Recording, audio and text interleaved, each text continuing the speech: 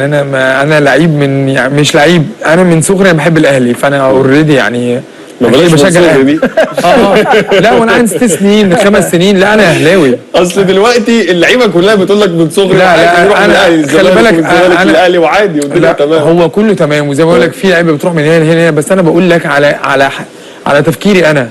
عشان كده انا مش هينفع اقول لك هو الزوج بيفكر في ايه، عشان انا اولا ولا عارف هو بيفكر في ايه، ولا اللي حصل معاه ايه، ولا تجربته ايه، ولا هو عايز ايه. يمكن هو احنا مثلا كل الزمالك عايزين يقعد وهو عايز يمشي. هقول له لا اقعد يعني خلاص، يعني حريتي الشخصيه وخلاص، هو ده قراره هو يتحمله. لكن انا ما بحبش عادي جمهورين، يعني في الاخر انا ده كان تفكيرك ساعتها. ده كان تفكيري يعني بمعنى بقى اشرح لنا، لان انت شرحت لنا القصه. انا بحب النادي، ما ينفعش اروح الزمالك في الاخر عادي. تاريخي كله مع النادي، حققت بطولات، جبت بطولات افريقيا، حتى جايب اجوان مؤثره في دوري وكاس، فما كانش في تفكيري خالص عمري. ما كنتش عايز تعادي جمهور الاهلي؟ لا كان ده ليه ويت كبير عندك؟ لا ده انا كنت رافضه تمام، مع ان الاختلاف ما بين هنا ومن هنا فرق كبير جدا في الفلوس. انا مش هرد عليك، انا هخلي جمهور الاهلي هو اللي يرد عليك. فتحي يا طماع، تاريخه كله ضاع. احمد فتحي اللي بركات قالك لو جاله ربع جنيه زياده بره النادي الاهلي هيسيبه ويمشي. ترجعش بقى تعمل نفسك دلوقتي بطل. ان انت السنه اللي فاتت واللي قبلها اللي كان شايلك السوليه وحسين الشحات وقفشه وكان في محمد شريف قبل كده وديانج. هو بيفضل فرقه، هو عدو النجوم. الراجل ده عدو النجوم. انت مشي محمد شريف وهو هداف الفرقه وجايب جونين في الزمالك، فاكر ولا مش فاكر؟ وهو قال لك مش عايزه. طب يعمل لك ايه تاني؟ يشد في شعره؟ ده راجل جايب جونين. احمد عبد القادر، لا انا بكلمك على واحد جايب جونين في ماتش الزمالك، وبعد كده انت قعدته لنهايه الموسم وقلت في الاخر انا مش عايزه.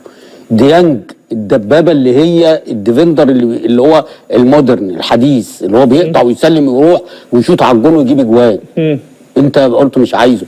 احمد عبد القادر اللي كان مكهرب حسين الشحات ورضا سليم وطاهر محمد طاهر واي حد بيلعب في الحته دي يا اسلام كهربا، واخد بالك؟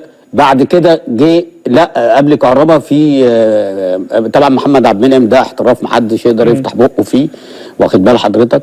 بعد كده بقى كهربا. بس عبد المنعم هو اللي اصر انه يحترف. ايوه، المثل بيقول لك كولر لما بيقع بتكتر سكاكينه، يا يكسب افريقيا يا مع السلامه، مش عايزينه. تميزه ابرزهم عبد الله السعيد مثلا يعني. وبالتبعيه فالنادي الاهلي خسر انه على سوق الانتقالات. بدل لما بدا يجدد من اللاعبين بدا كله يبص من منطقه صلاح محسن. لو حسبنا ان صلاح محسن عقده 5 سنين هيبقى 40 مليون زي ال 40 بقوا 80 مليون، كان الدولار ساعتها ب 15، يبقى دي 5 مليون دولار. مليون دولار كانت لك الموضوع فهتحصل نفس ازمه عبد الله السعيد. فانا ارى ان الاهلي الخاسر في هذه الصفقه. الخاسر 100%. 100%.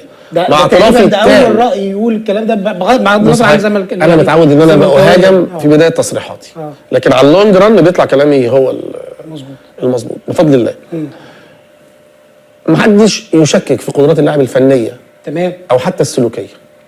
لاعب متميز في كل حاجه، لكن انا عاوز اجيب ايه هي النيدز بتاعتي كنادي اهلي. صح. انا شايف ان النادي الاهلي عنده مشكله في خط الدفاع، تمام، عنده مشكله في الظهير الايمن، تمام، عنده مشكله في الظهير الايسر.